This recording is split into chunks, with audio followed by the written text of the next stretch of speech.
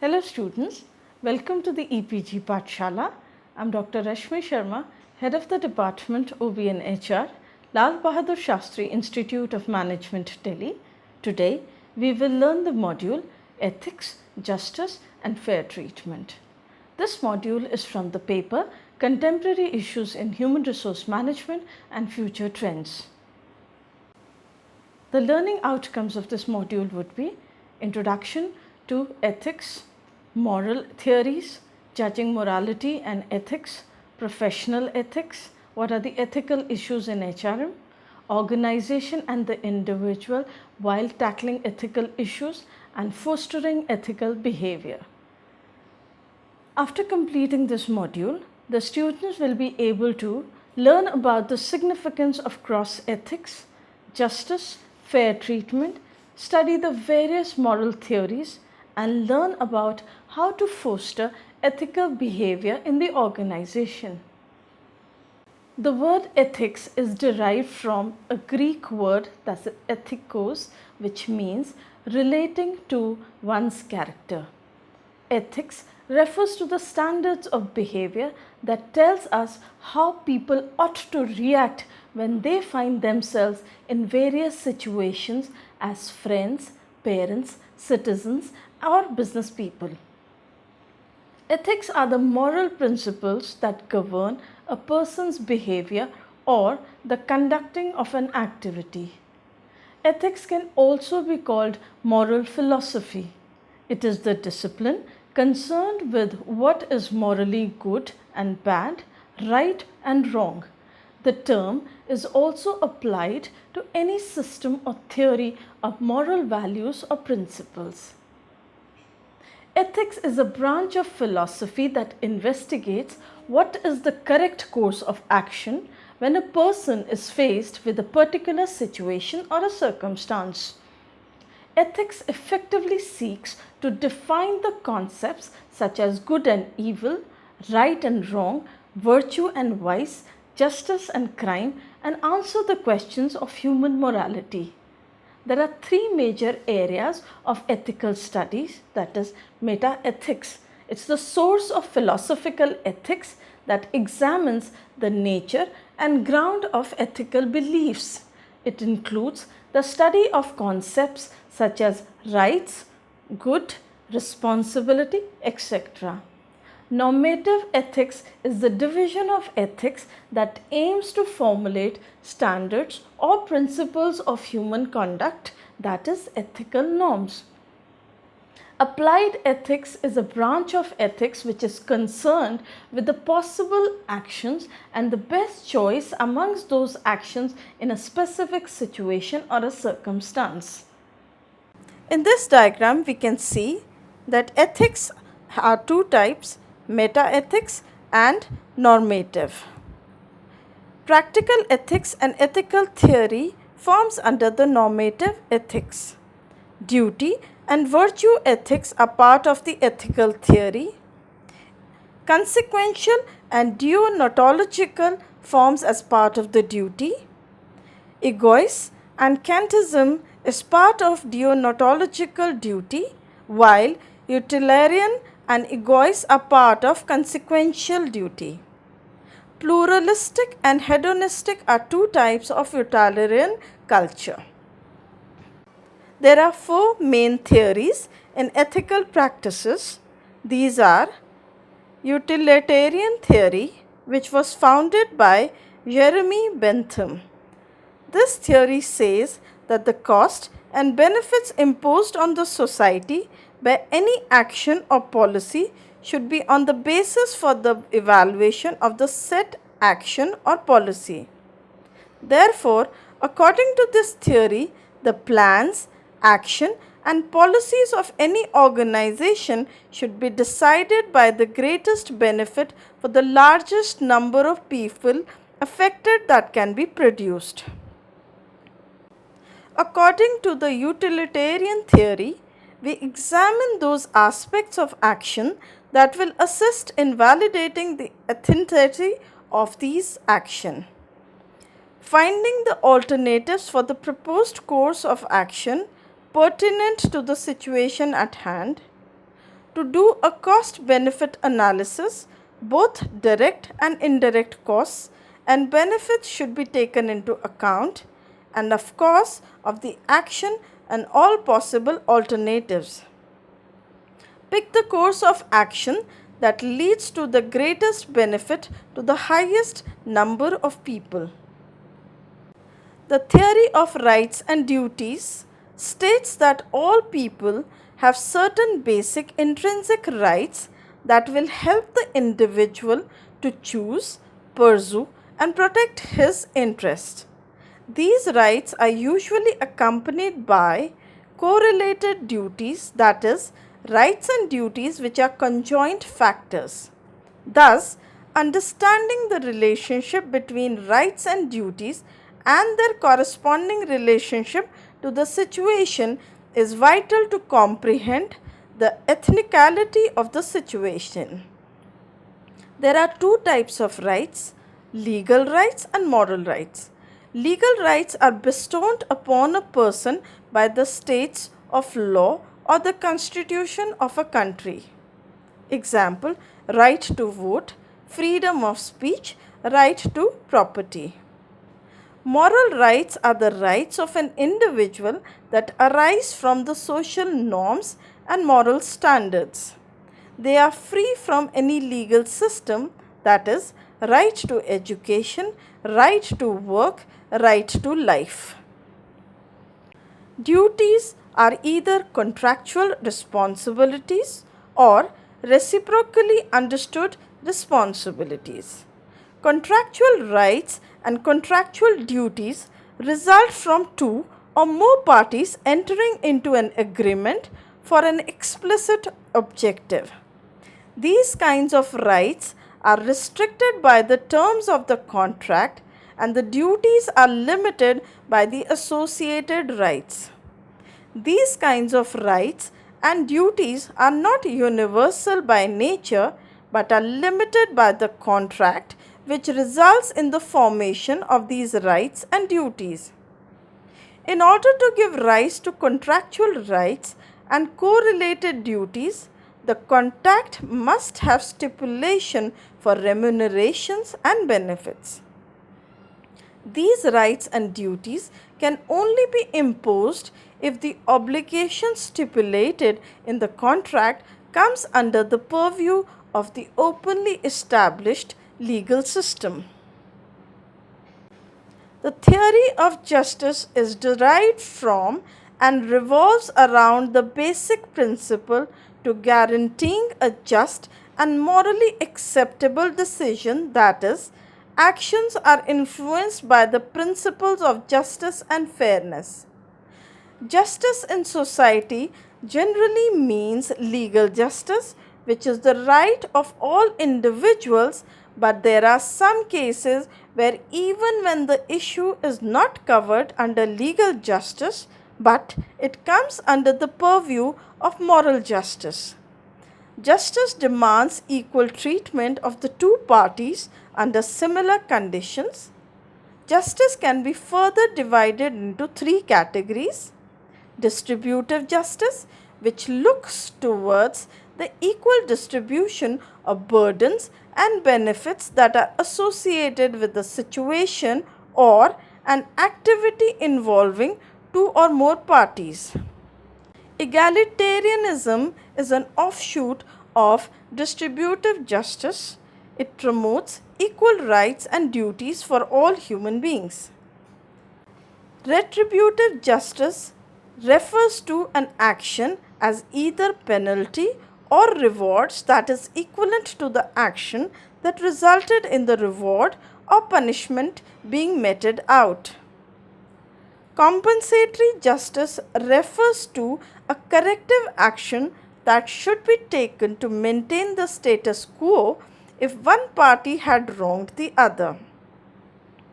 Ethics of care refers to being a good citizen and the general well-being of society, which entails taking care of those whom you love and care about while simultaneously working and earning a living. As discussed previously, The morality of a certain action can be determined on the basis of 4 factors, that are utility, rights, justice and care. Each of these factors have their own view on the ethicality and righteousness and points at a significant trait of morality. We must gather steps and information about the issues at hand, which is the first step. They should be factual and relevant to the issue. Step 2. Apply those moral standards. Does the action or decision maximize the satisfaction of all the constituents, that is utility? Does it respect the rights and duties of an individual affected or involved, that is rights and duties? Is it consistent with the rules justice, that is justice? Is it consistent and in agreement with the responsibility of care, that is ethics of care? In step 3, we will decide on the weightage as per the situation. Keeping in view the moral rights cannot be taken away and justice must be equitable. Step 4 is applying moral judgment. If none prevails as per the standards, the issue is not moral and ethical. But if it is yes on all the counts, the issue is ethical and moral. If yes on utility but no in moral rights, it's not ethical at all. But if it is yes on rights and justice but no on others, it is ethical. If yes on care only and no on others, it is not ethical. Now let us understand what exactly are the professional ethics. The term professional ethics refers to the professional standards that the professionals are expected to demonstrate and follow. Irrespective of where they work and the capacity in which they work, their actions, ethical and moral as well as unethical and immoral. There is a profound effect on the people around them and on the society as a whole. The ethical and moral actions of professionals can have a positive effect and can benefit the community, whereas unethical actions have a negative and adverse effect on the society. In order to safeguard the society from the unethical actions of the professional, the government tries to keep a regulation and moderates their action using the law and regulations as well as the regulatory bodies. While the concept of ethical behavior of professionals is very old in society, it has recently gained importance in the modern world. In the business world, the importance of ethics is becoming more and more important, especially in the face of recent scams and scandals, as we have also heard about the Satyam scam.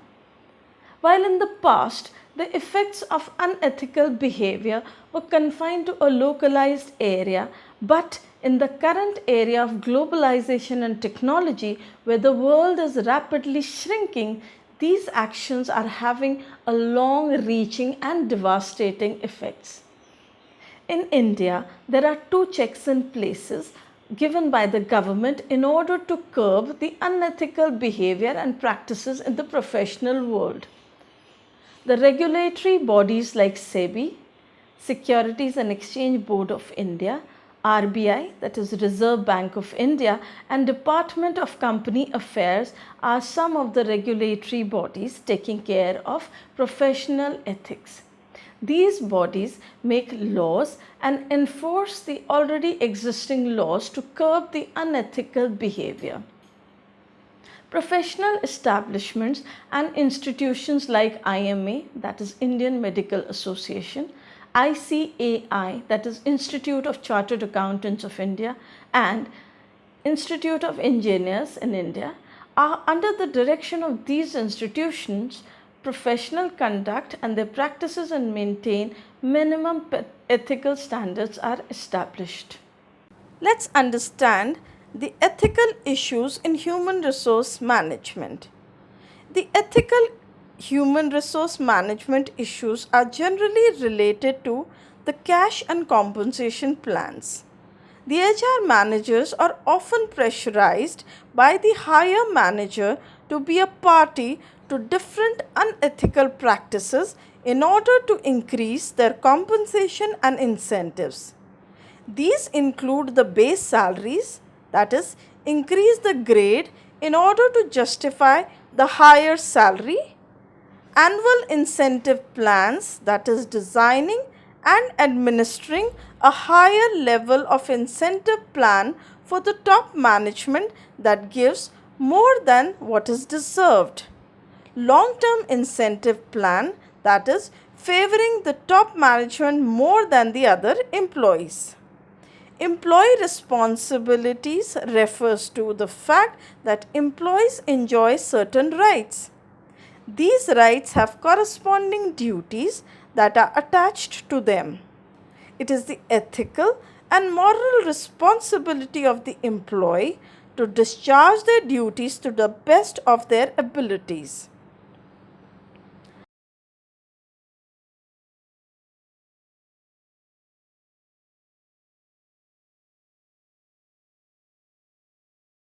Performance appraisal refers to the performance of the employee that has to be judged based on the effectiveness and job related skill.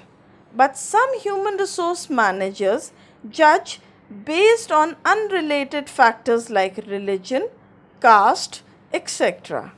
The manager allows his own perceptions and prejudice to cloud his own objective judgment and becomes party to the unethical behavior. The performance appraisal should be based on the honest assessment of the employee in terms of effectiveness and performance. Race, gender, age and disability also has an effect on how ethically or unethically we conduct ourselves in the organizations. All employees should be treated the same regardless of any difference in age, gender, race or disability. Whether it is true that the practice of discrimination against employee based on race, age, gender and disability have largely been stopped. However, there are still some cases of discrimination which results in harassment cases at the workplace. Job description refers to making adverse decisions against employees and job applicants based on unrelated factors. Decisions that are discriminatory by nature adversely affect both the employee and the organization. In order to correct the discrimination, we must take a series of corrective intervention which are also called the affirmative actions. Some affirmative actions are hiring solely based on merit, equal pay for equal work, treating employees fairly and promotion based on merit.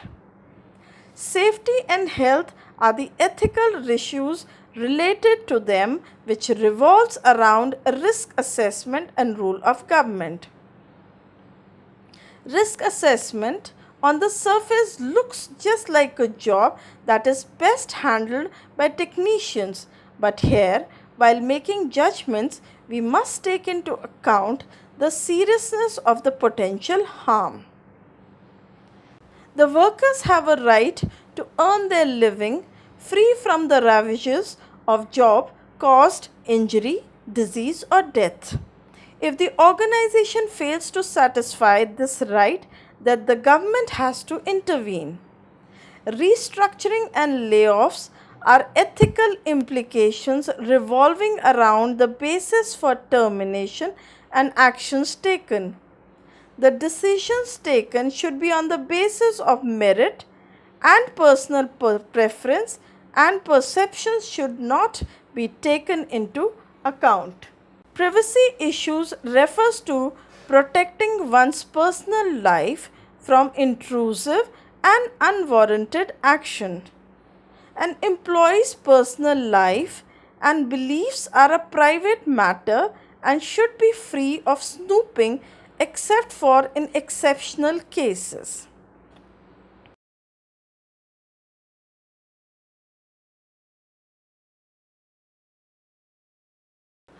To understand the relation between ethical behavior of individuals and organizations, we need to understand the nature of organizations. Organizations can be classified into three types: rational organization, political organization, and caring organization. Rational organizations are those organizations where, for the sake of an explicit purpose or goal, the activities of the people are coordinated through the division of labor and function by the side of a ladder of authority and responsibility. Political organizations are those organizations that do not behave in a rational manner and seldom look on the formal lines of authority and responsibility.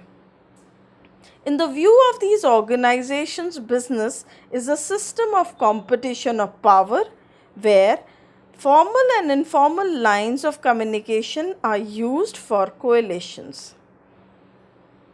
A caring organization is a one which not only focuses on the pursuit of profit but rather with providing care to those that the organization has been formed. Rights and obligations of an individual in an organization refers to developing from the top of the pyramid and trickling down. The top management forms the core decision making body and is empowered by the organization to carry out and enforce these decisions. These managers make the decisions for hiring, firing, promotions, rewards, etc. in a private organization. The top management functions in accordance with the rules and regulations of the organization, and the employees are working in the organization of their free will and are hence required to follow the hierarchy of the organization. Thus, rights of the individual in the workplace are moral and contractual and are also restricted by the rules and regulations of the organization and the power equation within the organization. The duties of the employees are correlated to their rights. Any deviation for the specified duties is wrong and unethical to the organization.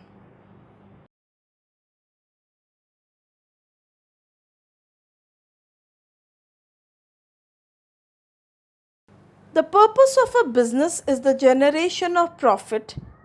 If it does not generate profit, then it is failing its primary objective.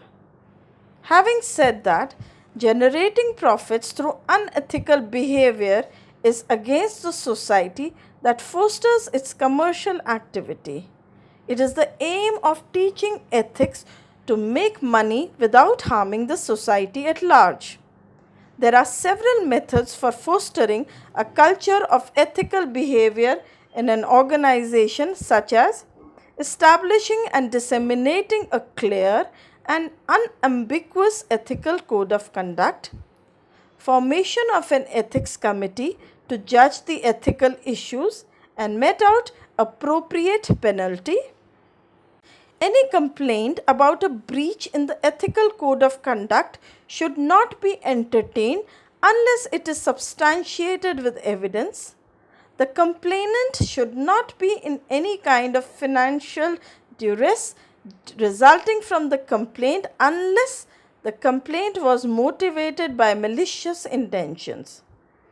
Formation of an entire support system for the whistleblower and provision to protect them from any potential backslash of whistleblowing. Use of an independent and experienced mediator when the situation requires it.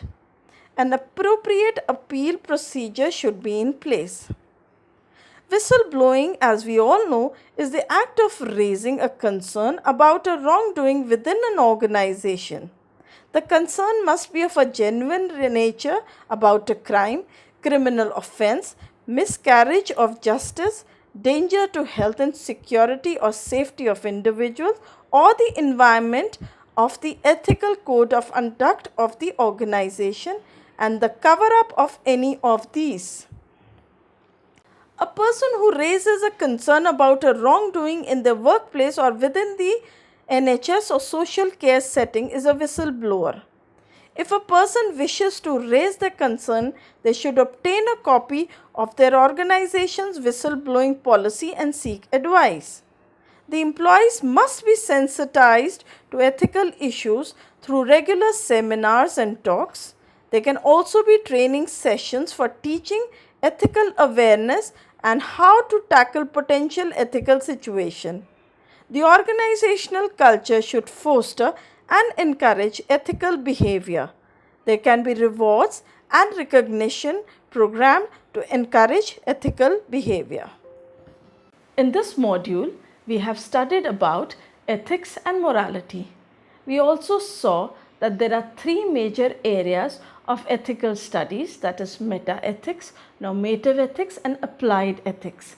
We have also seen that there are several theories of ethical studies, such as the utilitarian theory, which says that the costs and benefits that are imposed on the society by any action or policy should be the basis for evaluation of said action or policy.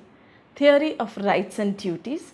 This theory states that all people have certain basic intrinsic rights that will help the individual to choose, pursue and protect his or her interest. These rights are usually accompanied by correlated duties. Theory of justice. The actions are influenced by the principles of justice and fairness. Ethics of care. We also understood the steps required to judge a situation as an ethical situation. We have understood what are professional ethics and the effects unethical action of professional can have on the society and the organization. We also saw the checks and balances in place to prevent such unethical behavior by regulatory bodies like SEBI, RBI and Department of Company Affairs and professional establishments and institutions like IMA, that is Indian Medical Association, ICAI, that is Institute of Chartered Accountants of India and Institute of Engineers. We saw the various kinds of ethical dilemmas that an HR professional kind of find himself face to face with, such as like cash and compensation plans, performance appraisals, race, gender, age, disability, job discrimination, privacy issues, safety and health, restructuring and layoffs. Employee responsibilities are also one of the paramount factors. We also studied about the relationship between the ethical actions of the employees and the organization and how to foster a culture of ethical behavior in the organization. Thank you.